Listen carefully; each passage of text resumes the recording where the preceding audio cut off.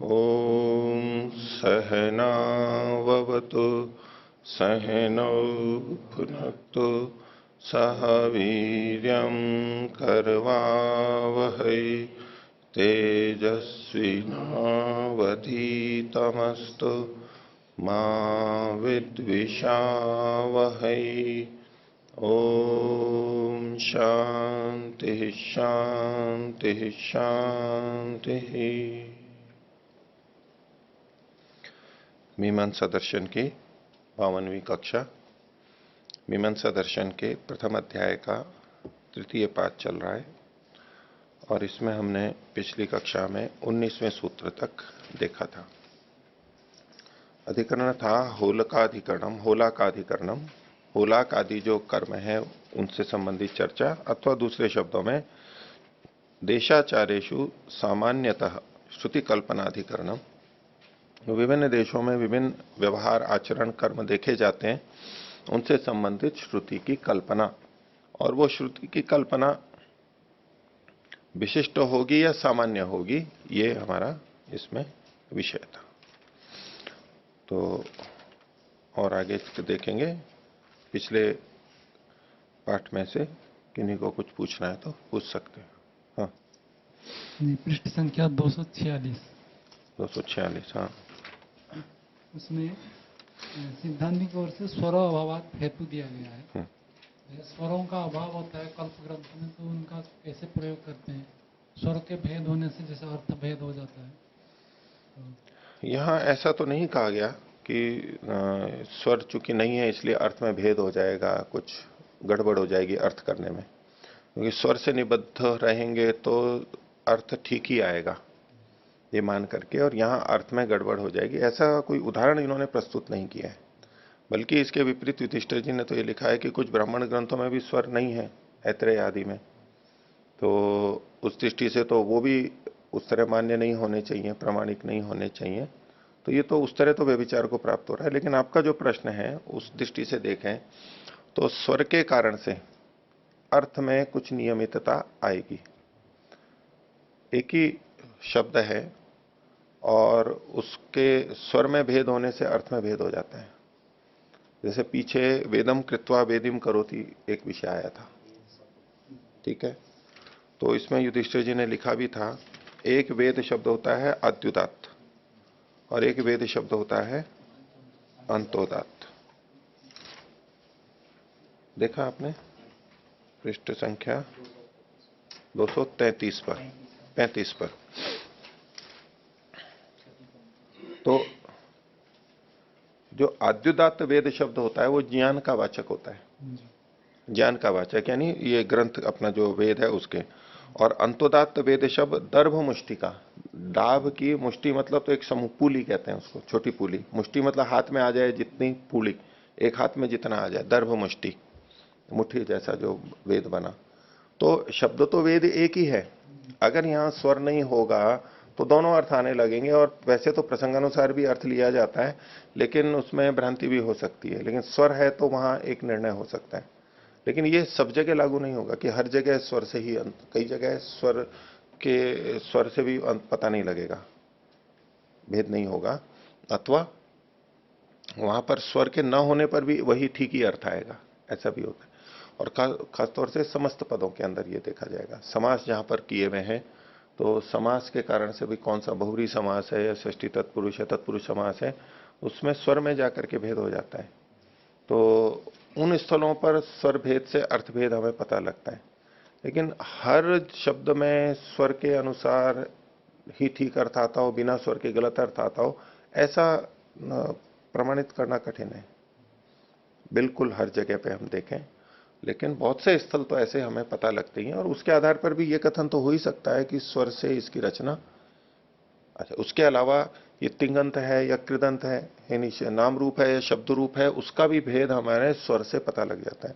उससे स्वर में भेद आता है, उसके आगे का कौन सा स्वर आ रहा है, क्रियापद है या वैसा पद है, क्योंकि कई बार वो शब्द क्रियावाची भी हो सकता है और नाम रूप शब्द रूप भी हो सकता है, लेकिन स्वर से भी हमें वहां भी निर्णय हो जाता है। तो ऐसे बहुत सारे स्थल हैं जिनसे स्वर के आधार पर हम अर्थ की नियमितता, निश्चितता अधिक सटीक ढंग से कर सकते हैं। तो उतना कह सकते हैं। और एक बहुत अच्छी तरह बंधा हुआ है, स्वर से बंधा हुआ है, वहां से आप एक शब्द को बीच में से हटा दो तो स्वर बिगड़ जाएगा। किसी एक मंत्र को लिखा हुआ है और बीच में से एक शब्द हटा दिया और उस शब्द के हटने के बाद बाकी मंत्र वैसा का वैसा रहा और स्वर भी जो पहले वाले थे वो लगा के रखे, तो बहुत संभावना है कि उस स्वर में बदलाव आ जाएगा, क्योंकि पहला वाला पद जो था उसके स्वर के अनुसार आगे के स्वरों में परिवर्तन देखा जाता है, अंतर रहता है। पूर्व वाला पद का अलग स्वर है, उसके अनुसार कुछ और बनेगा, बीच वाला है तो अलग बनेगा। तो अगर एक शब्द उठा करके इधर उधर कर दिया किसी ने, एक शब्द, दो शब्द या एक पंक्ति, एक शब्दों का खासतौर से लीजिए, शब्द उठा करके एक तरफ कर दिया और फिर वहां हम स्वर रचना देखने लगे, तो अगर स्वर में गड़बड़ आ रही है तो कह सकते हैं कि यहां से कुछ रिक्त स्थान हो गया, कोई शब्द हटा है। और संदेह हो कि ये शब्द यहां था या नहीं था, मूल में होना चाहिए या नहीं होना चाहिए। मान लो दो पाठ मिल रहे हैं, एक में वो शब्द है और एक में शब्द नहीं है। अब स्वर की रचना देखेंगे, स्वर की स्थिति देखेंगे तो उससे निर्णय कर सकते हैं। अगर शब्द के लाने पे स्वर रचना आगे की ठीक मिलती है तो कहेंगे नहीं, ये शब्द यहां आना चाहिए, और बिना शब्द के स्वर रचना ठीक मिल रही है तो कहेंगे ये शब्द इसका नहीं है, इत्यादि। तो स्वर के आधार पे इन चीजों का निर्णय हम कर सकते हैं। और इसी तरह से पाद की व्यवस्था जो की जाती है कि ये पाद समाप्त हो गया है, अब ये नया पाद प्रारंभ हो रहा है, पाद के प्रारंभ में कुछ स्वर होता है, तो एक वाक्य जैसा जो बनता है, जैसे ऋक के लिए जो कहते हैं यत्र अर्थवशेन पाद व्यवस्था सा ऋक, तो ये पाद की व्यवस्था, ये एक पूरा पाद पूरा हो रहा है, इसका जो बोध है, ये भी बहुत सी जगह हमारे को इन स्वर से अंतर से पता लग सकता है, ये चीजें। स्वर भेद होने से क्रिया में कोई अंतर नहीं आएगा उसमें। जैसे कल्प ग्रंथ के आधार पर प्राय अधिक कर्मकांड करते हैं, इसी तो ठीक है, इतना एक कथन है कि भाई एक बहुत अच्छे ढंग से लिखी हुई पुस्तक हो तो वो प्रामाणिक होती है, सब कुछ चीजों का ध्यान रखा गया है। एक वैसे ही लिखी हुई है सामान्य रूप से तो उतनी प्रामाणिक नहीं होती है। और इनको शब्दों को आगे पीछे करने से भी अंतर आ जाता है ना, जैसे इन्होंने कहा भी था क्रियावाची पद अगर पहले आ जाए और अंत में आ जाए तो उसमें अद्युदात्तता आदि जो भेद हो जाते हैं उसकी प्रबलता हो जाती है।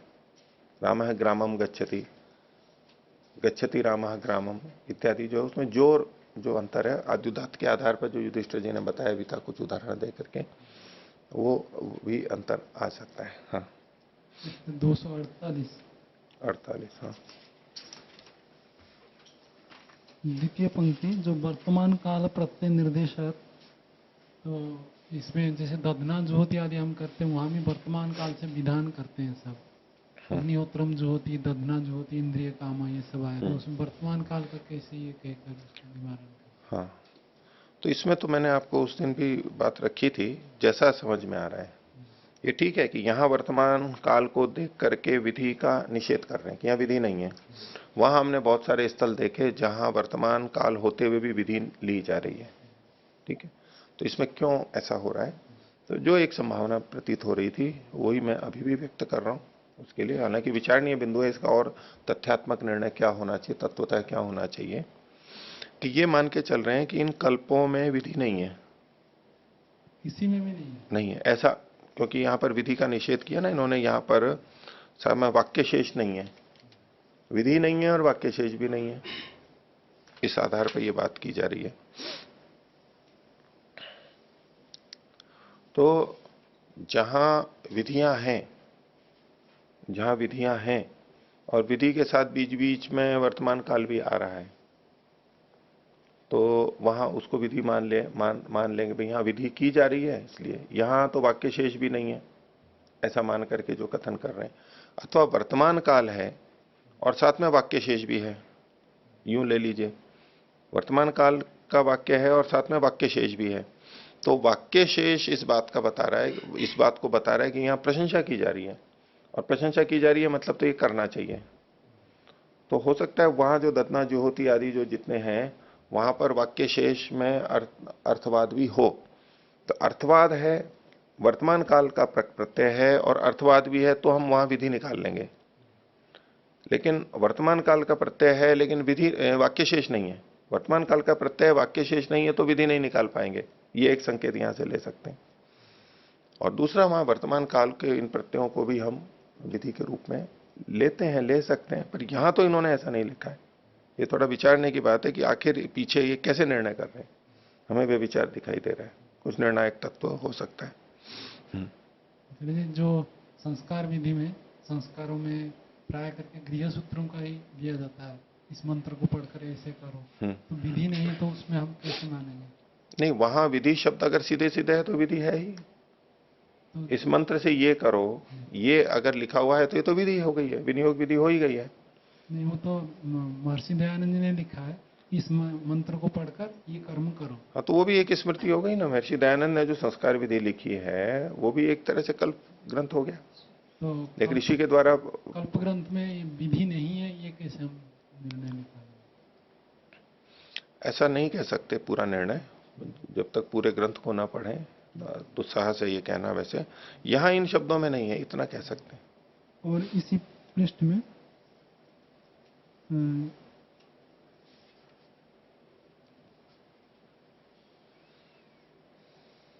जो नौचौत्र वाक्य शेष दिया है, वाक्य शेष नहीं मतलब ये किसी का वाक्य शेष नहीं है अथवा इनका वाक्य शेष? इनका वाक्य शेष नहीं है। इनका वाक्य शेष। हाँ, इसका वाक्य स्थावक वाक्य शेष नहीं है, ये निकलेगा। तो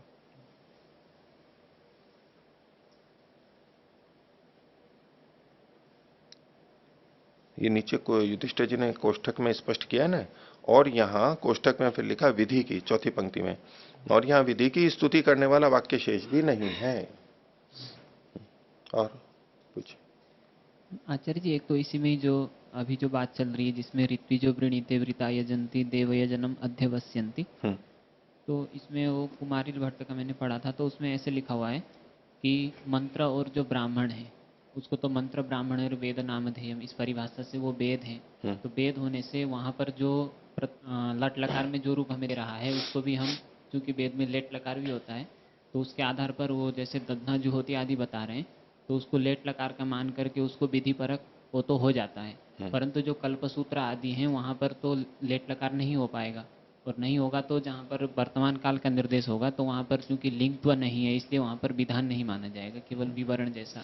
ठीक है, लेट वाला भी बात है। उस दिन मैंने ये बात लेट वाली रखी भी थी कि उस तरह एक समाधान किया जाता है, इसको लट ना मान करके, लट दिख रहा है हमारे को लट लकार, लेकिन उसको लेट मान करके और लिंगार्थ में लिया जाएगा, उस तरह से ले लेते हैं। ठीक है, ये कह सकते लेट लकार तो केवल वेद में ही है, और ब्राह्मण में भी मान लिया उन्होंने, वेद मंत्र ब्राह्मण और वेद नामधेयम की परिभाषा के अनुसार इसको वेद नहीं मान सकते, और इसका लेट को यहां नहीं मान सकते। ये सिद्धांत मानते हुए ये लट लेट नहीं हो सकता, इसलिए लिंगार्थ नहीं है। ठीक है, ये भी ठीक है। और इसमें जो कहा कि जी वाक्य शेष न स्थावको अस्ति, मतलब स्तुति करने वाला वाक्य शेष भी नहीं है, तो इसके लिए भी उन्होंने कहा है कि जो जितने भी ब्राह्मण आदि में जो ऐसे मतलब दिखाई देते हैं कुछ भी, तो उसका स्थावक भी होता है।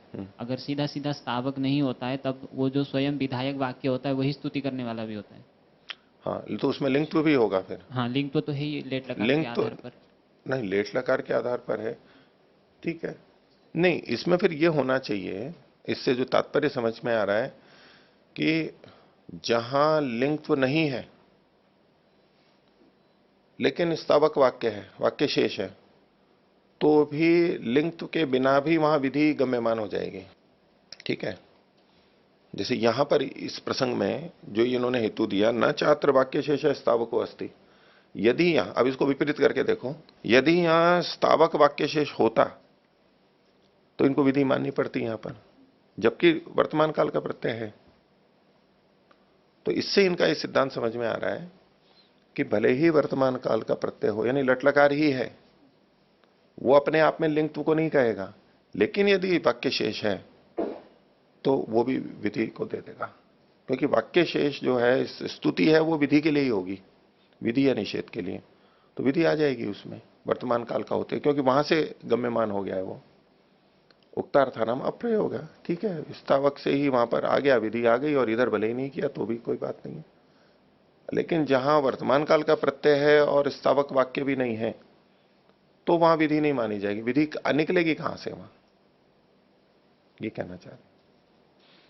लेकिन इसमें भी मैंने बताया था कि लोक में अगर हम केवल वर्तमान काल का भी प्रयोग करते हैं ना, उस वाक्य को बोलते हैं, किसी सूचना को कहते हैं, वहां भी विधित्व आ जाएगा, विधि आ ही जाएगी। भाई आखिर कह क्यों रहा है फिर, ये प्रयोजन क्या है कहने का? कुछ ना कुछ प्रयोजन होना चाहिए ना। वो क्यों कह रहा है वो? उस पक्ष में फिर ये विचारणीय उस पक्ष ने, लेकिन विचारने नहीं, यहां नहीं मान रहे, मैं एक लोक का बता रहा हूं, लोक में आ जाता है ऐसा अर्थ। वाक्यार्थ बोध में हमें ऐसा प्रतीति होती है कि वो कहता है, ऐसा व्यवहार देखा जाता है।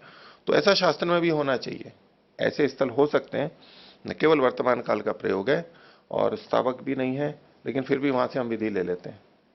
आखिर कहा क्यों है यहाँ पर ये इन्होंने? जी आचार्य जी, जैसे यहाँ पर ये लोग विधि नहीं मान रहे हैं इसको, तो अगर विधि नहीं मानेंगे तो जो अभी आप कह रहे हैं कि लोक में तो अगर लट का प्रयोग करते तब भी विधि ली ही जाती है, तो फिर इस तरीके से फिर कल्पसूत्र तो व्यर्थ ही हो जाएंगे, क्योंकि जब वो व्यर्थ किसी नहीं होंगे लोक के अलावा, यहाँ इस तरह की व्यवस्था होगी, कुछ नियमन होगा। तो यहाँ तो स्थावक वाक्य होना ही चाहिए, वाक्य शेष होना ही चाहिए, ऐसा कुछ नियम हो सकता है इनका। फिर भी विचारणीय है ये बिंदु, इसमें ठीक ठीक क्या होना चाहिए। हाँ। और दूसरा आचार्य जी 252 पृष्ठ में, इसमें जो ये होला का अधिकरण है, इसका मतलब साक्षात श्रुति तो नहीं मिल रही है, लेकिन स्मृति है क्या इसका कि दाक्षिणात्यों को नैवुकादि करना चाहिए और अन्यों को? स्मृति का भी इन्होंने कहा नहीं है। स्मृति शब्द का प्रयोग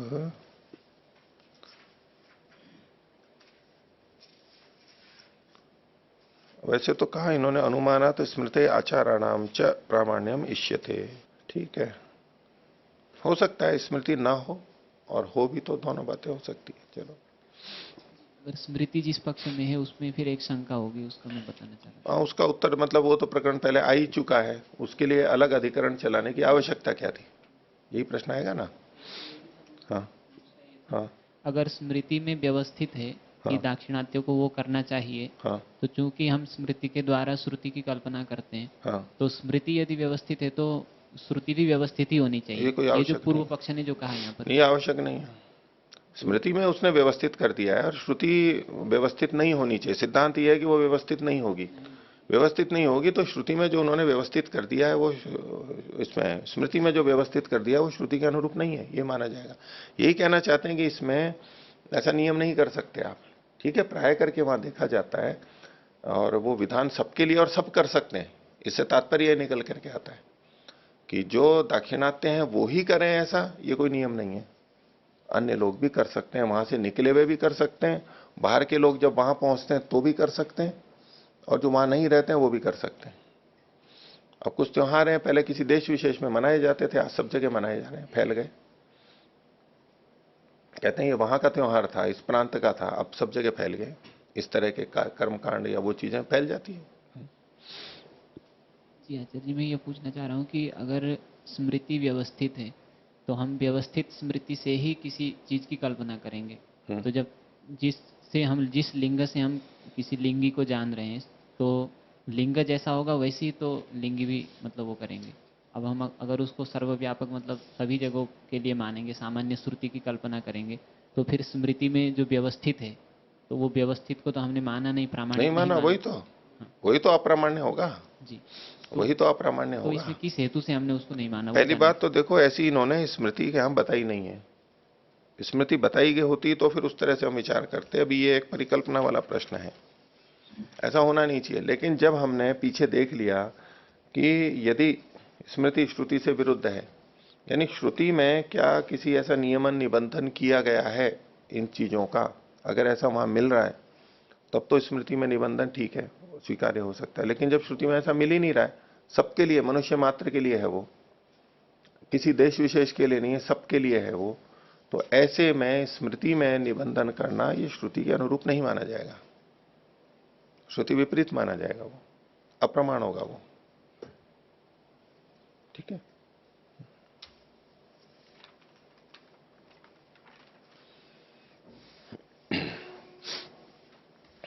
तो आगे का पाठ देखते हैं। पृष्ठ संख्या 257, मीमांसा दर्शन के प्रथम अध्याय का तृतीय पाठ चल रहा है, और इसके 20वें सूत्र को हम देखेंगे। पीछे 19वें सूत्र में ये कहा गया था कि आख्या ही देश संयोगात, ये जो आख्या है ये तो देश के संयोग से हो रही है, और देश का संयोग भी ये कि वो व्यक्ति उस देश में रह रहा हो, अभी रह रहा हो। तो ये जो सिद्धांती ने पीछे 19वें सूत्र में कहा था कि इसलिए देश के आधार पर आप व्यवस्था यहां नहीं कर सकते। इसके लिए पूर्व पक्षी आक्षेप कर रहा है 20वें सूत्र में, न स्या देशांतरेषु इति चेत। ऐसा यदि पूर्व पक्षी कहे तो है आक्षेप, ये पूर्व पक्षी का है। तो ये जो प्राच्य दाक्षिण्य इत्यादि नाम है, ये जो समाख्या है, वो न स्यात नहीं होवे, यानी अनिष्ट ना होवे, देशांतरों में चले जाने से। वो देशांतरों में चूंकि चले जाते हैं इसलिए वो ना होवे। उसका भाष्य देखिए, इति चेत पश्यसि यदि देशांतर संयोगाद आख्या भवेत, नहीं, यदि देश संयोगाद आख्या भवेत, देश के रहने से, देश में रहने से संज्ञा हो तो देशांतरस्थस्य न भवेत, जो दूसरे देश में चले जाते हैं उसमें वो संज्ञा नहीं होनी चाहिए। न स्यात् देशांतरेषु इति, सिद्धांति ने क्या कहा था कि ये संज्ञा समाख्या देश के संबंध, देश के साथ जुड़ने के कारण से है। तो पूर्व पक्षी कह रहा है कि यदि देश के कारण ही ये संज्ञा होती तो जो व्यक्ति उस देश को छोड़ करके दूसरे देश में चले गए फिर भी उनको दाक्षिणात्य ही कहा जाता है या उत्तर भारतीय कहा जाता है, दक्षिण में चले गए तब भी, तो ये संज्ञा फिर नहीं होनी चाहिए लोक के अंदर, लेकिन वो देखी जाती है। भवती च देशांतरस्थस्य, दूसरे देश में पहुंच गया फिर भी उसकी वही संज्ञा होती है। जैसे कि उदाहरण दिया, माथुरा इति असंबद्धस्यापि मथुराया, मथुरा एक नगर है या क्षेत्र है, प्रांत या जो भी क्षेत्र है, उससे जो असंबद्ध है, मथुराया असंबद्धस्यापि, माथुर ये संज्ञा देखी जाती है। माथुर कैसे कहते हैं? जो मथुरा में रहने वाला है या मथुरा से संबद्ध है। अब वो व्यक्ति मथुरा में रह नहीं रहा है लेकिन फिर भी उनको माथुर कह रहे हैं। आज जैसे माथुर एक गोत्र के रूप में चलता है, प्रचलित है, अपने वंश परंपरा को बताने के लिए कायस्थों में जो माथुर शब्द चलता है, ब्राह्मणों में भी चलता है माथुर, ब्राह्मणों में भी माथुर चलता है, कायस्थों के अतिरिक्त जो है, कायस्थों के अतिरिक्त हैं, क्योंकि मेरे को जहां तक और भी एक दो भार्गव शब्द भी, भार्गव कायस्थों में होता है, उसके अतिरिक्त भी ब्राह्मणों में भी देखा जाता है। वहां मैं गलत नहीं समझ रहा हूं तो वहां बनारस में एक बार वो शलाका परीक्षा थी तो लोग थे वो कर रहे थे, वो अपना नाम गोत्र में भार्गव और ये शब्द भी बोल रहे थे। तो खैर चलो जो भी है, लेकिन माथुर शब्द मथुरा से असंबद्धों में भी देखा जाता है, यानी वो मथुरा में अभी नहीं रह रहे हैं तो भी ये शब्द देखा जा रहा है। तो देशवशात समाख्या नहीं है, समाख्या तो है लेकिन देश से संबंध नहीं है। तस्मात् न देश संयोगाद आख्या, देश के संयोग से ये आख्या नहीं है, आख्या और किसी कारण से, ऐसा कहना चाह रहे हैं। इस आक्षेप का निवारण किया जा रहा है सिद्धांति के द्वारा। 21वां सूत्र, स्याद योगाख्या ही माथुरवत, कि माथुर शब्द का जैसे प्रयोग किया जाता है वैसे ही योगाख्या, मतलब ये जो योग के कारण से आख्या, संबद्ध के का संबंध, योग मतलब संबंध, संबंध के कारण से ही आख्या है, कैसे? माथुर के समान। लेकिन इसकी व्याख्या दूसरे ढंग से कर रहे हैं अभी। पहले एक इतना सीमित रख करके कर रहे थे कि देश के कारण से समाख्या है, मतलब वर्तमान में वो उस देश में रह रहा है तो समाख्या है। अब वर्तमान में भिन्न देश में रह रहा है तो वो समाख्या नहीं है, ऐसा हम जो पीछे देखते आ रहे थे उसका निषेध यहां पर कर रहे हैं। है तो संबद्ध की ही आख्या, लेकिन भिन्न ढंग से। देखिए, देश संयोग निमित्तायाम अपि आख्यायाम देशान निर्गतस्य तदाख्या न विरुद्धा, कह रहे हैं देश के संयोग से, देश संयोग को निमित्त मान करके जो संज्ञा रखी गई है तो भी देश से जो निर्गत हो गया है उसमें भी वही संज्ञा देखी जा रही है, तो उससे विरुद्ध नहीं है, वो संज्ञा ठीक है उसकी। क्यों? यथा ऐसा योगाख्या योग मात्रापेक्षा, ये जो योग से जो आख्या बनी है, संबंध होने से जो नाम पड़ा है, ये योग मात्र की अपेक्षा रखता है, संबंध मात्र की अपेक्षा रखता है। कैसे और क्या नहीं रखता? न भूत वर्तमान भविष्यत संबंधापेक्षा, ये जो संबंध है, योग है, ये भूतकाल का था या वर्तमान काल का है या भविष्य का होगा, इसकी अपेक्षा नहीं रखता, बस संबंध होना चाहिए। वर्तमान में ही संबंध हो तभी समाख्या हो, ऐसा नहीं। भूतकाल में जिसका उस देश से संबंध रहा हो तो भी वो समाख्या होगी, भविष्य काल में भी जिसका उससे संबंध होने वाला हो उसकी भी समाख्या हो सकती है। तो अभी जो पीछे पूर्व पक्षी ने खंडन किया था वो इस समाख्या को वर्तमान काल की मान करके कथन किया था। वर्तमान काल में वो उससे संबद्ध नहीं है, उसका योग नहीं है, तो संज्ञा नहीं होनी चाहिए ये समझ के। तो बोले नहीं, भूत भविष्य वर्तमान तीनों की होती है। उदाहरण आगे दे रहे हैं, अतो दृश्यते, यतो दृश्यते, क्योंकि चूंकि ये देखा जाता है। मथुराम अभिप्रस्थितो माथुरा इति, जो मथुरा की तरफ जा रहा है उसको भी माथुर शब्द से कहा जाता है। तद गच्छति पथि दूतयो, वो सूत्र है अष्टाध्यायी का। अगले पृष्ठ पर 259 पर युधिष्ठिर जी ने बहुत सारे अर्थ दिए हैं, 12 अर्थ दिए हैं, इससे भी अतिरिक्त हो सकते हैं। इन सब अर्थों में माथुर शब्द का प्रयोग किया जा सकता है, मथुरा से जो जुड़ा हुआ है। तो जो व्यक्ति अभी मथुरा की तरफ जा रहा है, जो रास्ता जा रहा है या जो सूचना देने वाला जा रहा है, दूत जा रहा है मथुरा की तरफ, वो भी माथुर कहलाता है। अभी गया पहुंचा नहीं है, मथुरा देश से संबंध नहीं हुआ है उसका सीधे सीधे उस स्थान से, भविष्य में होगा तो भी माथुर शब्द से प्रयोग कर रहे हैं उसको। तो मथुरायाम अभिप्रस्थित हो, मथुरा की ओर बढ़ने के लिए, चलने के लिए प्रवृत्त हो गया, वो भी माथुर कहलाता है। और मथुरायाम वसन, मथुरा में रहता हुआ, वसन का मतलब है ये वर्तमान काल का प्रयोग हो गया। और मथुराया निर्गतश्च, और मथुरा से जो निर्गत हो गया है, मथुरा से चला गया है, अब नहीं है मथुरा में, उसके लिए भी माथुर शब्द का प्रयोग होता है। यस्य तु अतो अन्यतमा संबंधो नास्ति न स माथुरा, और जिसका इनमें से कोई भी संबंध नहीं है, भूत भविष्य वर्तमान में किसी तरह से मथुरा से संबंध नहीं है, उसको माथुर नहीं कहेंगे। तस्मात् न समाख्या व्यवस्था, इसलिए केवल समाख्या से तो व्यवस्था आप नहीं कर सकते इन पर्वों की। आगे आक्षेप कर रहा है कि कर्म धर्मो व प्रवणवत, इसको कर्म का धर्म मान लेंगे। किसको? देश को। व्यक्ति का ना मान के कर्म का मान लेंगे। और कर्म का कैसे मानेंगे वो व्याख्या में बताएंगे। प्रवण के समान, प्रवण कहते हैं प्रवण प्रदेश, नीचे की तरफ झुका हुआ। निम्न प्रदेश जो होता है ना, कि थोड़ा झुकाव होता है हर कमरे का और सड़क वगैरह का, हम थोड़ा एक झुकाव रखते हैं, तो किस तरफ झुकाव, प्रवण मतलब उस ओर। वैसे प्रवण का मतलब उस ओर बढ़ा हुआ, उस जगह पे पानी आदि तरल पदार्थ डालेंगे तो कहां जाएगा? उसी तरफ जाएगा, एक तरफ जाएगा। तो जैसे प्रवण का किया जाता है वो उदाहरण के रूप में प्रस्तुत किया। भाष्य देखिए, अतः कस्मात् न कर्मांगम देश, देश को कर्म का अंग ही क्यों ना मान लिया जाए, ये होगा। कैसे? यह कृष्ण मृत्तिका प्रायः स आनी नैबुकादि नाम, जो प्राय काली मिट्टी वाला है उस देश में आनी नैबुकादि होंगे। अब देश का नाम नहीं लिया, वहां के जो लक्षण है कृष्ण मृत्तिका आदि, उसको आनी नैबुक से जोड़ दिया, लेकिन प्राय करके जोड़ा है। यथा प्राचीन प्रवणे वैश्वदेवे न यजेता, वैश्वदेव विश्वदेव देवता वाले से यजन कब कहा करें? जिसमें प्राचीन प्रवण हो, एक उसके झुकाव जो होगा वो पूर्व दिशा की तरफ होगा, ऐसा स्थान बना होगा, वहां करे इस कार्य को। तो ये स्थान का जो संकेत किया गया, ऐसा ही कृष्ण मृत्तिका आदि जो दक्षिणात्य देश आदि हैं, वहां ऐसा ऐसा मान लेना चाहिए। इसका निवारण सिद्धांति कर रहा है 23वां सूत्र, तुल्यम तो कर्तृधर्मेण, बोले जो कर्ता के धर्म थे कि दाक्षिणात्य लोग कैसे होते हैं, उसी तरह से ये भूमि का अगर आप लक्षण दोगे तो वहां भी वैसा ही होगा, वो भी वहां व्यभिचार को प्राप्त होगा।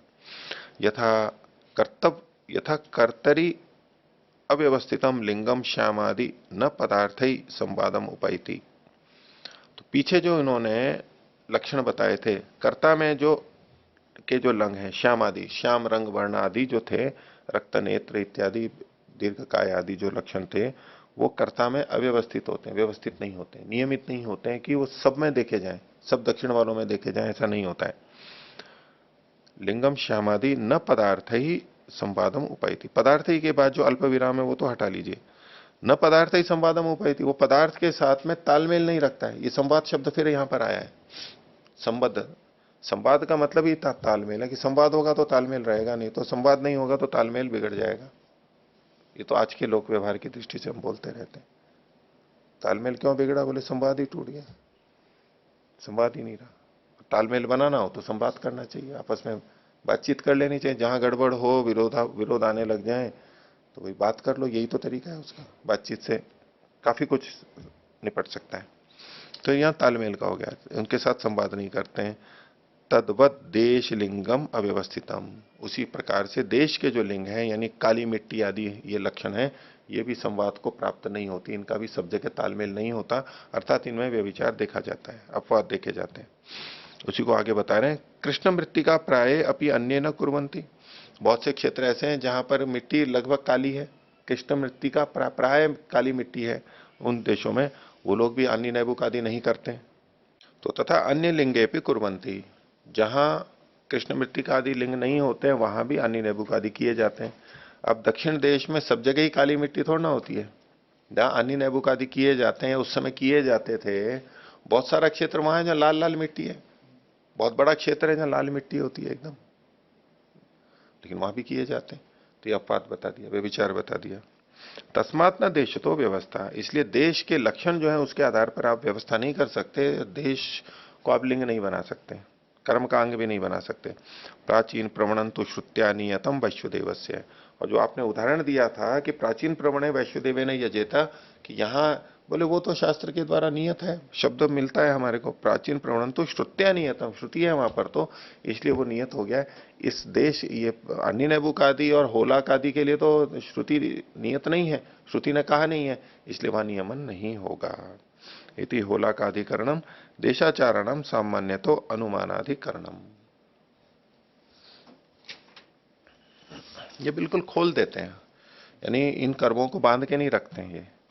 और भी एक दो जगह आएगा कि किस संप्रदाय वाले किस ग्रंथ के अनुसार करते हैं, दूसरे में कुछ और बात लिखी हुई है, उसको वहां से ले लेना चाहिए या नहीं ले लेना चाहिए, ये सब इधर से उधर और उधर से उधर सब इधर उधर आ जा सकते हैं, ऐसा उनका तात्पर्य आता है।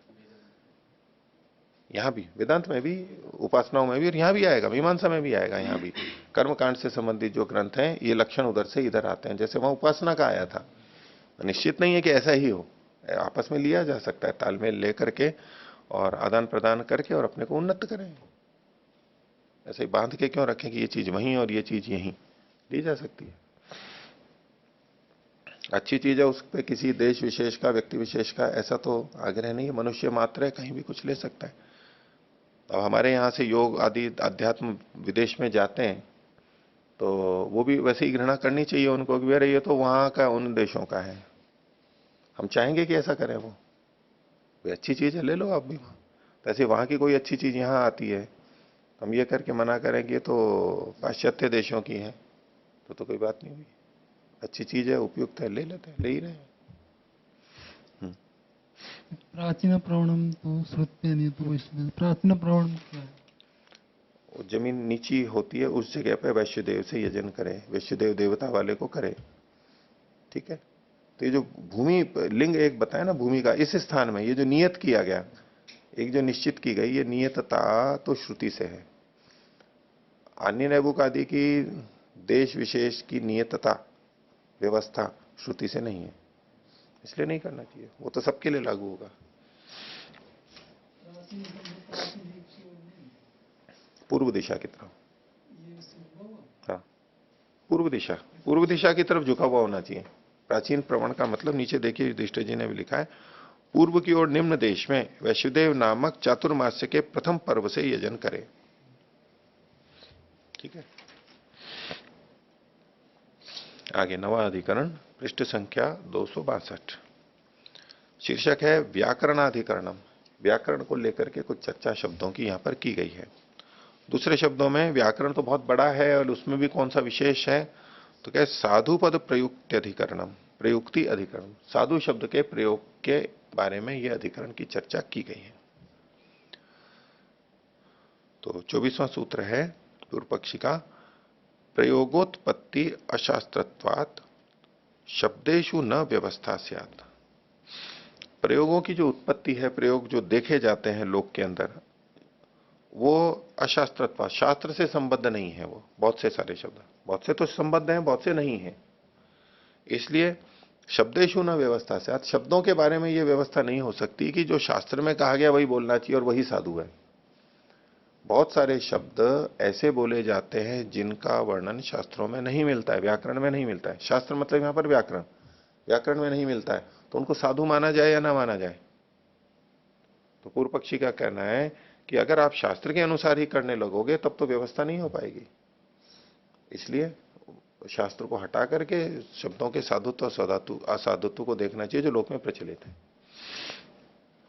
भाष्य उदाहरण दिया इन्होंने, गौ गावी गोणी गोपो तलिका इत्येवम आदयः शब्दाः उदाहरणम। 4 शब्द दिए इन्होंने, गौ, गावी, गोणी और गोपो तलिका। भाष्य आदि में भी ये सब सारे इस तरह की वर्णन आते हैं कि ये साधु और असाधु शब्द को बिल्कुल वही शैली से यहां पर कहा कि ये चारों शब्द गाय के लिए ही हैं, चारों शब्द गाय के लिए ही हैं। आगे कह रहे हैं, गो शब्दों यथा शासनादि मति प्रमाणम। गाय शब्द, गो शब्द शासनादि मान जो प्राणी होता है उसमें प्रमाण होता है, उसको बताने वाला होता है। शासना गल कंबल है, ककुद है, पीछे जो टाट निकली हुई रहती है वो है, इत्यादि पूंछ होती है। किम तथा गाव्यादयो गाव्यादयो गावी आदयो अपि उत न इति संदेह। क्या ये जो गावी आदि जो 3 शब्द हैं, गावी, गोणी और गोपो तलिका, ये भी शासनादि को बताने, शासनादि वाले प्राणी को बताने में प्रमाण है, बता सकते हैं, ये संदेह है। आगे, किमत्र एकः किमत्रैकः, आई जोड़ लेना, किमत्रैकः शब्दो अविच्छिन्न पारंपर्यो अर्थाविदायी इतरे अपभ्रंशा उत सर्वे अनादय। प्रश्न कर रहे हैं कि यहां पर एक ही शब्द अविच्छिन्न परंपरा से अर्थ को कहने वाला है। 4 शब्द दिए, तो क्या इनमें से एक ही शब्द है जो गाय को बताते हुए बताने वाला है और अविच्छिन्न परंपरा से चला आ रहा है, लगातार चला आ रहा है अनादिकाल से। और इतरे अपभ्रंशा, अथवा और जो बाकी के हैं 3, गोणी, गावी और गोपोतलिका, ये अपभ्रंश हैं, बिगड़ करके बने हुए हैं। उत सर्वे अनादय, अथवा ये सारे के सारे अनादि हैं, लगातार चले आ रहे हैं। तो इसके ऊपर पूर्व पक्षी अपना मंतव्य दे रहा है। ये तो प्रश्न उठाए थे अभी तक। पूर्व पक्षी कह रहा है सर्वे इति ब्रूमः, हम ये मानते हैं कि सारे के सारे अनादि हैं, ये सारे के सारे अविच्छिन्न परंपरा से अर्थ को कहने वाले हैं, यानी सब प्रमाण है, ऐसा पूर्व पक्षी का कहना है। सिद्धांति ने पूछा, कुतः, कैसे आप ये मानते हैं? पूर्व पक्षी का हेतु है प्रत्ययात, प्रत्यय होने से, ज्ञान होने से, इन शब्दों के बोले जाने से उसी शासनादिमान प्राणी का, गाय का बोध होता है, प्रत्यय होने से। खोल रहे हैं आगे, प्रतीयते ही गाव्यादिप्य शासनादिमान अर्थ, गावी आदि शब्दों से भी शासना आदि अर्थ से युक्त जो प्राणी है, अर्थ है, उसका बोध होता है। तस्मात् इतो वर्ष शते अपि अस्य अर्थ से संबंध आसीदेव, और अभी ही नहीं, अब से 100 वर्ष पहले भी यही संबंध था, इन्हीं शब्दों से, गोणी, गावी आदि से उसी का ग्रहण किया जाता था।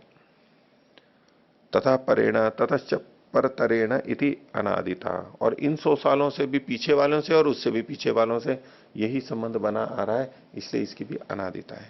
एक हेतु दिया। दूसरा हेतु दे रहे हैं, कर्ता च अस्य संबंध से नास्ति इति व्यवस्थितम एवं, और इनका कर्ता, इस संबंध का करने वाला भी कोई नहीं है, व्यवस्थित नहीं है। व्यवस्थित मतलब निश्चित, कि इस व्यक्ति ने इस शब्द का प्रयोग प्रारंभ किया, ऐसा भी पता नहीं लगता है। आपको ध्यान होगा, जब वेद की नित्यता का प्रसंग था, वहां उन्होंने एक हेतु यह भी दिया था कि इसको बनाने वाला कोई स्मरण नहीं आता है, परंपरा में सुना ही नहीं देता। एक तो परंपरा से चले आ रहे हैं और इनका कोई कर्ता भी नहीं ज्ञात होता है। तो उसी तरह का हेतु इसने दे दिया कि इन जिन शब्दों को आप अपभ्रंश कह रहे हो, गावी, गोणी आदि को, उसका कर्ता भी कोई स्मरण में नहीं आ रहा है, परंपरा से चले भी आ रहे हैं सैकड़ों सालों से और कर्ता भी नहीं है। तस्मात् सर्वे साधवा, और इसलिए चूंकि अनादि हैं तो ये सभी के सब साधु भी हैं, उचित हैं। और सर्वैर भाषितव्यम, और सबके द्वारा बोला जाना चाहिए, हमें सभी शब्द बोल सकते हैं हम। सर्वे ही साधयंती अर्थम, ये सभी अर्थ को यानी उस पशु को बताने में समर्थ होते हैं। उदाहरण के लिए कहा, यथा हस्त कर पाणी रीति, जैसे हाथ, हस्त मतलब हाथ, कर मतलब भी हाथ ही बोलते हैं, और पाणी वो भी हाथ ही बोलते हैं। तो ये 3 पर्यायवाची शब्द दिए हैं। बोले ये 3 होते हुए भी जैसे प्रयुक्त हो रहे हैं, प्रयोग में आ रहे हैं, इनसे सही अर्थ का बोध हो रहा है, ऐसे गावी, गोणी आदि शब्दों का भी प्रयोग हो जाएगा। अर्थाय ही एते उच्चार्यन्ते न अदृष्टाय, और ये शब्द बोले किस लिए जाते हैं? अर्थ को जनाने के लिए तो बोले जाते हैं, अदृष्ट के लिए नहीं बोले जाते। अदृष्ट मतलब कि वर्तमान में इसका कोई प्रयोजन नहीं है, वर्तमान में कोई प्रयोजन नहीं है, दृष्ट प्रयोजन नहीं है, तो प्रयोजन तो होना चाहिए, क्योंकि शास्त्र में उसको बोलने को कहा गया है। तो अदृष्ट प्रयोजन के लिए होंगे, और अदृष्ट क्या होगा? पुण्य आदि कर्माशय बनेगा, अदृष्ट के लिए होंगे। इसको उससे भी जोड़िए, तज्जपस तदर्थ भावनम, प्रणवादि शब्दों का जप, उच्चारण और अर्थ की भावना। क्योंकि ये शब्द बोले किस लिए जा रहे हैं, इन शब्दों के बोलने का प्रयोजन क्या है? शब्द तो अर्थ के लिए ही बोला जाता है और कोई प्रयोजन नहीं होता है। इसकी जगह पर दूसरी मान्यताएं क्या प्रचलन में है कि शब्द के उच्चारण से पुण्य बनता है, इस शब्द को बोलेंगे तो पुण्य बनेगा। वो पुण्य क्या बनेगा ये तो देखने की बात है। पुण्य तब बनेगा जब इसका दृष्ट प्रयोजन नहीं हो, अदृष्ट प्रयोजन हो। फिर कई जने इसको ध्वनि के रूप में लेते हैं कि तो ध्वनि है, अब ध्वनि है, इसको वैज्ञानिक रूप देना है तो क्या बोलेंगे? वाइब्रेशन से। वाइब्रेशन होते हैं ना, ध्वनि बोलते हैं, ध्वनि है, कंपन है दिमाग में। सिर पे हाथ भी रखवाते हैं, देखो ओम बोलो और देखो यहां वाइब्रेशन अनुभव करो। जाता है ना वाइब्रेशन, यहां जाता है, हाथ रखवाते हैं, प्रत्यक्ष करवाते हैं, प्रैक्टिकल कि देखो होता है। व्यवहारिक है ये, ऐसे ही कल्पना में नहीं बोल रहे।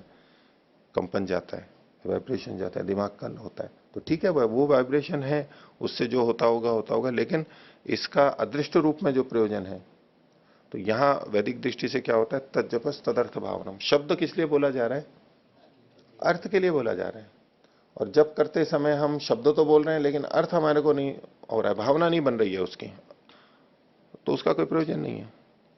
क्योंकि शब्द बोला जाएगा, अर्थ की भावना होगी, तभी उसका संस्कार पड़ेगा।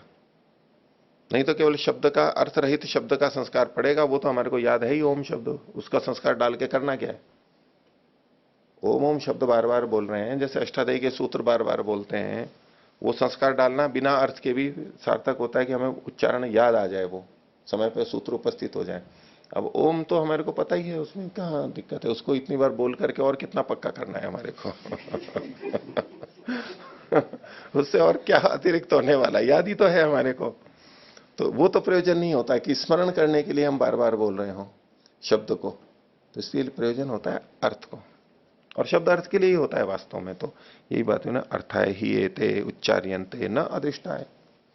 लोक व्यवहार में भी और यहां मानसिक रूप से भी जो हम करते हैं वो अर्थ के लिए ही होता है।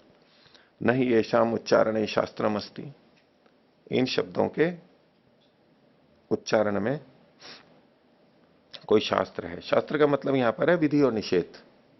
शास्त्र विधि निषेध करता है ना, तो इसका ही उच्चारण करो, इसका उच्चारण मत करो। नहीं ईशाम उच्चारण है, ईशाम मतलब ये जो अलग अलग शब्द बताए इन्होंने, गौ, गावी, गोणी, गोपोतली का, कि इसका तो उच्चारण करो और इसका मत करो, इस तरह का कोई शब्द नहीं है, यानी विधि निषेध नहीं है, ऐसा मिलता नहीं है। इसलिए कुछ भी बोल सकते हैं। नहीं ऐसा उच्चारण शास्त्रमस्ति तस्मात् न व्यवतिष्ठेता कश्चित एका एवं साधु इतरे असाधव इति। इसलिए ये आप व्यवस्था नहीं कर सकते, निर्णय नहीं कर सकते कि इनमें से कोई तो अच्छा है और बाकी सारे असाधु हैं, गलत है, ये आप नहीं कह सकते। हाँ, क्या पूछना है आपको स्वामी जी? जैसे ओम का उच्चारण आपने बताया, तो अर्थ ना करते हुए भी जप करेगा तो आगे चलकर उसको इच्छा होगी कि मैं खाली जप कर रहा हूँ, तो अर्थ सहित करूँ तो लाभ होगा। जैसे कोई संध्या मंत्र प्रारंभ करता है, प्रारंभ से तो उसको अर्थ आएगा ही नहीं, तो कहेगा अर्थ तो नहीं आता इसलिए नहीं करूँगा, तो कभी भी नहीं करेगा। तो मेरा विचार है कि बिना अर्थ के भी करना चाहिए। करना चाहिए, वो तो स्मरण प्रयोजन आप दिखा रहे हो ना, संध्या वाला जो आप बोल रहे हो कि प्रारंभ का व्यक्ति है और अर्थ अभी पता नहीं है, लेकिन फिर भी उसको करना है, इसलिए स्मरण करने के लिए या अभ्यास डालने के लिए, यही प्रयोजन हुआ ना। अभ्यास हो गया, अब उसको अर्थ नहीं आ रहा है, फिर भी प्रत्येक दिन संध्या मंत्रों का उच्चारण करना चाहिए। ऐसे ही प्रत्येक दिन क्यों ओम करना का चाहिए? उच्चारण करना क्यों करना चाहिए? आप उसको प्रमाण मान करके ओम में भी वही घटा रहे हैं कि बिना अर्थ की भावना नहीं हो तो भी ओम को बोलना चाहिए, आप ये कहना चाह रहे हो। लेकिन उसको तो पहले सिद्ध करो ना, इसको कि अर्थ नहीं आता है तो भी मंत्रोच्चारण करना चाहिए। हाँ, इसकी विधि बताओ। विधि हाँ, मतलब ये कहाँ कहा गया, ये प्रमाण रूप में कहाँ प्रस्तुत है कि नहीं संध्या के मंत्र तो फिर भी बोलने चाहिए, अर्थ नहीं आ रहा है तो भी। जैसे ब्रह्मचारी के लिए विधान किया गया कि संध्या करें, अग्निहोत्र करें, वहां कहीं भी नहीं लिखा कि अर्थ ना आए तो ना करें, सब जगह ऐसे विधान किया है, इसको करना चाहिए। तो बिना अर्थ के भी गायत्री का जप करें, क्या लाभ होता है उससे? उससे संस्कार बनते हैं, अच्छा क्या बनता है। संस्कार पड़ेगा? मंत्र का संस्कार पड़ेगा ना, वो स्मरण हो जाएगा अच्छी तरह से। मंत्र का नहीं, तो और कौन सा संस्कार पड़ेगा? वो आध्यात्म- संस्कार बताओ जो व्यक्ति करता है उसकी आध्यात्मिक प्रगति होती है। कैसे? उसमें कौन सी आध्यात्मिकता है? देखो, संस्कार बिना वृत्ति के तो आएगा नहीं। आध्यात्मिक कौन सी वृत्ति आ गई? बिना अर्थ के जब मंत्र बोल रहा है तो कौन सी आध्यात्मिक वृत्ति आ गई उसमें? कम से कम अच्छा मंत्र, वेद मंत्र का पाठ कर रहा है, इतना तो भावना है। वेद मंत्र का पाठ कर रहा है, लेकिन जिन शब्दों का उच्चारण कर रहे हैं उसमें आध्यात्मिकता वाली क्या बात है, वो तो बताओ। शब्दों का अर्थ भले ना, उसका भाव बनता है, अच्छा भाव बनता है। वो क्या भाव बनता है? वो भाव क्या है? मैं तो कह रहा हूँ, मैं आध्यात्मिक भाव बनता वो है। कौन सा बताओ ना उसको। वो आध्यात्मिक भाव क्या बनता है? सदाचार का भाव बने, सदाचारी बनूं, ऐसे भाव बने ना उसके लिए। गायत्री मंत्र में से सदाचारी बनूं, ये आता है भाव। कैसे बनेगा सदाचारी गायत्री मंत्र से? भगवान से प्रार्थना कर रहा है। क्या इतना प्रार्थना कर रहा है? एक एक शब्द का क्या प्रार्थना कर रहा है? नहीं, आप इसको लेकर आओ। तो आप बोल क्यों नहीं रहे हो? आप चुप क्यों हो? मेरे को तो उल्टा आरोप लगा रहे हो कि मैं अर्थ पे ले जाऊंगा। तो क्यों नहीं ले जाऊंगा मैं? जब आप अर्थ है आपके और शब्द से नहीं बोल रहे हो, आपके न बोलने पे भी पता लग गया कि भाई शुद्ध आचरण है। आचरण इन्होंने इसलिए बोला था कि बुद्धि की बोल दिया तो एकदम पकड़ लेंगे। अब आचरण को बोला इन्होंने। बोलने में देखो किस तरह से अपने को बचाने के लिए व्यक्ति करता है। तो इन्होंने कहा कि आचरण के लिए, तो अब मैंने वहां भी पकड़ लिया कि भाई आचरण अच्छा कैसे करेगा? बोले प्रार्थना करेगा। भाई किसकी प्रार्थना करेगा तो आचरण अच्छा होगा? तो बुद्धि की प्रार्थना करेगा, वो बोलना नहीं है। तो बुद्धि की प्रार्थना अगर कर लिया तो मंत्र के अर्थ की भावना तो आ ही गई। आपको यूं प्रकृति प्रत्यय नहीं आ रहा है, वो छोड़ो, अर्थ की भावना कितनी भी आई, कुछ अंश में तो आ गई। धियो यो न प्रचोदयात आ गया। परमात्मा ऐसा है, ज्ञान स्वरूप है, सविता है, प्रेरक है, जो भी है, कुछ भावना तो आ ही गई। दो तरह से अर्थ हुए। आप फिर जिसका निषेध करना चाह रहे हो कि शब्दशः कि इस शब्द का अर्थ ये, इसमें ये विभक्ति है, जैसे एक वैयाकरण करता हो अर्थ। एक है सामान्य जनता के लिए कि हे प्रभु ऐसा ऐसा है और उससे मैं ऐसी बुद्धि की प्रार्थना करता हूं। अर्थ तो वहां पर भी है, अर्थ की भावना है। सामान्य व्यक्ति तो अर्थ की भावना से ही तो संस्कार आया ना। जो आप आध्यात्मिक कह रहे हो, तो आप तो अपना पक्ष छोड़ चुके हो। आपका पक्ष यह था कि अर्थ की भावना के रहित केवल मंत्रों को करने से भी लाभ होता है। तो आपने जो बताया वो तो अर्थ की भावना ही आ गई। इसीलिए तो कहा अर्थ की भावना। अर्थाय ही ये उच्चार्यंत, ये तो है ही। आप भाषा का, शब्द का प्रयोग बिना अर्थ के कोई प्रयोजन नहीं है उसका। अर्थ के लिए ही बोले जाते हैं। बुद्धिमान व्यक्ति अर्थ के लिए ही बोलेगा और अर्थ के लिए बोला जाता हुआ ही वो सार्थक है, तभी उसमें संस्कार पड़ेगा। नहीं तो केवल शब्द मात्र का संस्कार पड़ेगा, उच्चारण का संस्कार पड़ेगा और कुछ नहीं। वो तो स्मृति है, वो हमारे को याद ही है, उसको बार बार बोलने की आवश्यकता ही नहीं है। इसीलिए जो व्यक्ति उच्चारण करते हुए ऊब जाते हैं बार बार करने से, चाहे शब्द को या मंत्र को, उसका कारण ये होता है कि अर्थ की भावना तक नहीं पहुंच पा रहे हैं। वो शब्द शब्द पे हो रहे हैं, वहां कुछ लाभ दिखेगा नहीं। वो तो बोले ये तो पता ही है, वही वही हो रहा है, क्या फायदा। और अर्थ की भावना में चले जाते हैं। अर्थ की भावना तो कितनी भी व्यापक हो जाती है, वो पूरे आचरण के साथ में जुड़ जाएगी उसके। केवल इतना ही नहीं है कि ओम का मतलब सर्वरक्षक, अब वो सर्वरक्षक सर्वरक्षक बोल रहा है, ये फिर शब्द बन गया, फिर अर्थ की भावना चली गई वहां पर। वो सर्वरक्षक का भाव तो आना चाहिए कि वो कैसे सर्वरक्षा करता है, उससे फिर उसका जीवन प्रभावित होगा। वो ईश्वर को सर्वरक्षक मानेगा, उसमें निर्भयता आएगी, उसमें निश्चिंतता आएगी, वो धर्म के मार्ग पर अडिग चलता रहेगा कि ईश्वर सर्वरक्षक है। ये परिणाम वहां पर आएंगे कब? जब अर्थ की भावना होगी, नहीं तो नहीं आएगा। तो वहां भी होना चाहिए ना। वहां भी थोड़ी अर्थ की भावना, कोई स्वाहा की अर्थ की भावना कर रहा है, केवल त्याग की, इदम अग्नय इदम न मम की भावना कर रहा है, ठीक है। हाँ, कुछ परमात्मा के बारे में चल रहा है, इतना भी अर्थ आ रहा है, तो उतना जितना वो कर रहा है उससे लाभ हो रहा है। इतना भी अगर नहीं है तो कोई मतलब नहीं है उसका, केवल स्मरण होगा और कुछ नहीं। उच्चारण से एकाग्रता भी प्रयोजन हो सकता है? हो सकता है। वो फिर इसी के लिए इन्हीं शब्दों की जरूरत नहीं है, वो तो कोई सा भी शब्द ले लो, वो तो कोई सा भी शब्द ले लो। आप एक ही शब्द पे केंद्रित होना है, ध्वनि पे, तो कोई सा भी ले लो, इस शब्द की विशेषता नहीं रहेगी। वो केवल एकाग्रता प्रयोजन हो सकता है, लेकिन ये मात्र एकाग्रता प्रयोजन नहीं है। यहां पर एकाग्रता तो है ही, उसके साथ साथ अर्थ की भावना, एकाग्रता करते हुए अर्थ की भावना, वो मुख्य हो जाता है यहां पर। देखिए आगे, तो इसका उत्तर सिद्धांति दे रहा है। पूर्व पक्षी ने तो कहा कि इन शब्दों का प्रयोग सबका हो सकता है। 25वां सूत्र है, शब्दे प्रत्यय निष्पत्ते अपराधस्य भागित्वम। शब्द जो है उसके प्रयत्न से निष्पत्ति होने के कारण, जो शब्द है वो प्रयत्न पूर्वक बोला जाता है तब ठीक बोला जाएगा उचित शब्द, ऐसे ही नहीं असावधान रहेंगे तो गलत हो जाएगा। तो प्रयत्न निष्पत्ते है शब्द, शब्द के प्रयास पूर्वक बोले जाने से ही वो ठीक बोला जाता है। तो अगर वो ऐसा नहीं करता है तो अपराधस्य भागित्वम, ये जो गलत शब्द होगा तो वहां अपराध यानी दोष का भागी तो वो बनेगा। तो प्रयत्न को खोल रहे हैं भाष्य में, महता प्रयत्न है ना शब्दम उच्चरंती, बड़े प्रयत्न के बाद में शब्द का उच्चारण होता है। हम सामान्यतया देखते हैं कि भाई शब्द बोलने में कुछ भी नहीं जाता है, कोई जोर ही नहीं पड़ा, बस बोल दिया मुंह से। ये कहते हैं ना भाई बोलने में क्या जाता है, करने की अपेक्षा देखेंगे तो कहेंगे भाई बोलने में क्या जाता है, करने में जोर पड़ता है, बोलने में क्या जोर पड़ता है, जबान हिला दी। लेकिन ये जो जबान हिलाना है ये भी महता प्रयत्न शब्द विशेष प्रयत्न से होता है। अब इसमें विज्ञान को ढूंढ सकते हैं हम। बोलते समय हमारी बहुत अधिक मांसपेशियां काम में आती हैं, चेहरे की छोटी छोटी छोटी छोटी, बहुत अधिक हो, संख्या की दृष्टि से देखें बहुत अधिक मांसपेशियां काम में आती है। इसी तरह लिखते समय भी छोटी छोटी मांसपेशियां, छोटा काम होता है कला का, वो बहुत मांसपेशियां काम करती हैं और उसमें बहुत प्रयत्न होता है और उसमें बहुत शक्ति खर्च होती है। एक हम केवल फावड़ा चलाते रहें, कुछ मांसपेशियां, बड़ी बड़ी मांसपेशियां काम कर रही हैं उसमें, और बोलते समय चेहरे का वो मांसपेशियों वाला चित्र देखना, पूरा शरीर होता है ना, उसमें चेहरे इधर इधर इधर अंदर बाहर ऐसे इतनी मांसपेशियां यूं यूं हैं जो कहां किस तरह से खींचना है, कहां किधर से खींचना है, तब जाके उचित शब्द निकलेगा। ये जटिल प्रक्रिया है भाषा का बोलना, शब्दों का उच्चारण।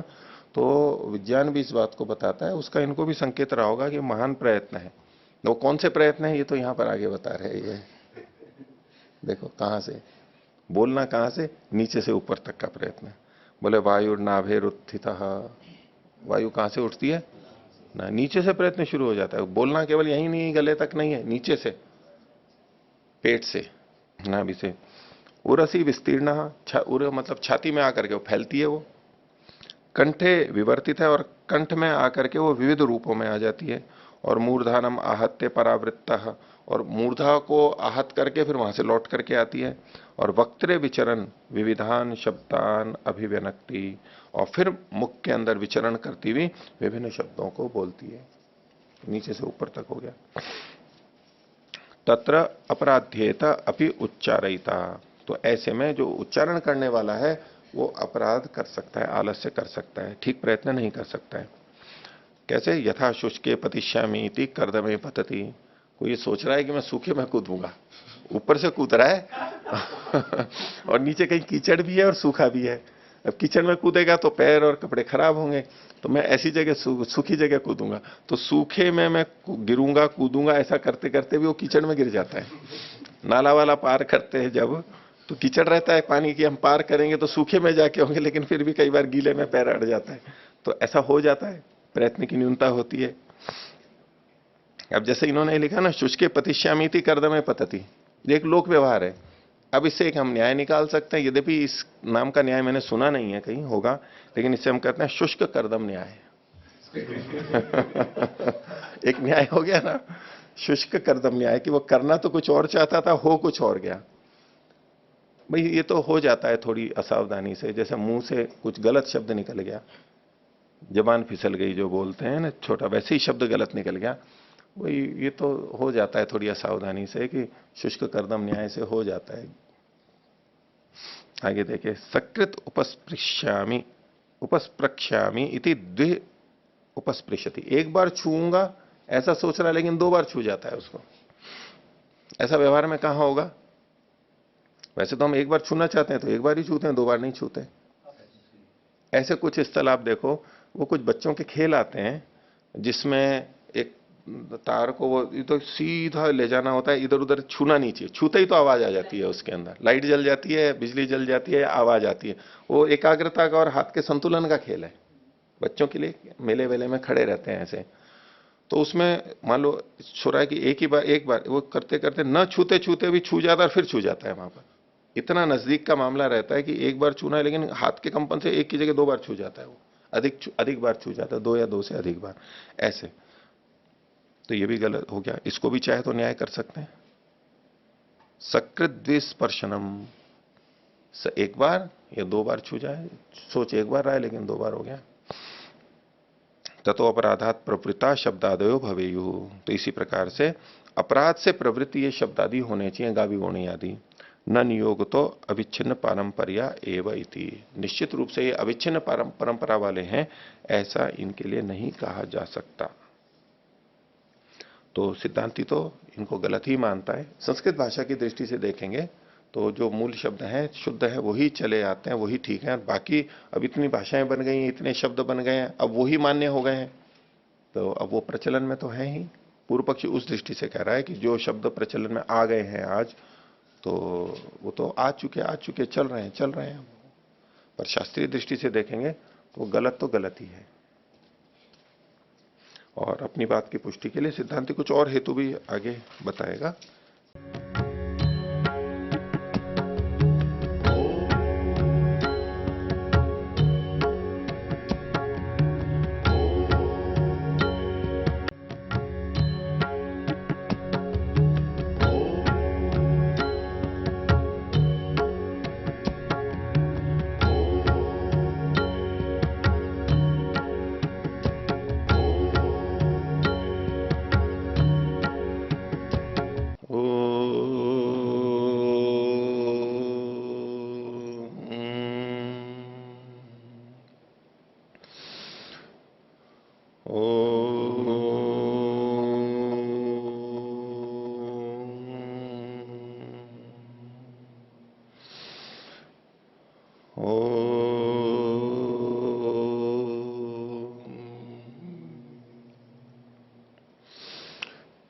ओम सहनाववतु सहनौ भुनक्तु सह वीर्यं करवावहै तेजस्विनावधीतमस्तु मा